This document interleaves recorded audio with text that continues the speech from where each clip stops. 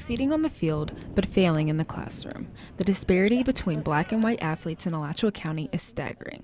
Alachua County Public Schools are working to tackle the achievement gap by talking equity and race from all students. Valerie Freeman is taking on her role as the school district director of education equity and community outreach to decrease this gap. You look at all of the districts, both in and out of the state of Florida, equity, disparities between race with academic achievement, that is not as large as our gap is. According to state records, 28% of African American students in the Alachua County area are proficient in reading and math, numbers that are ranked below the state average by 10% points. Specifically, the overlap of black student athletes performing poorly in the classroom correlates with common behavioral issues seen in athletes. All teachers will tell you that behavior overlaps with academics. Academic overlaps with behavior. So whenever you see anything that's an initiative, you can rest assured that that initiative is going to somewhere have an overlap impact of that student doing well and reaching their full capability or success. Gainesville High School head football coach Pat Miller says these behaviors reflect the parents.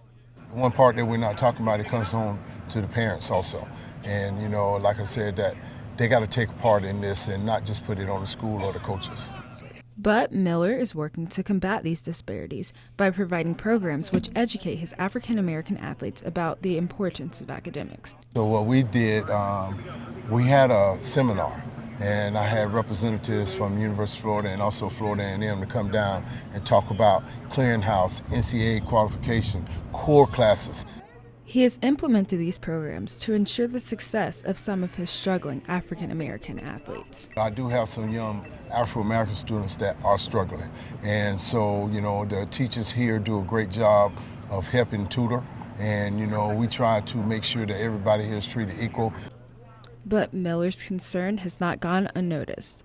Freeman is confident that the county's equity plan will encompass all students and is hopeful that the results will impact students of all races, despite the disparity. It's an equity plan for all.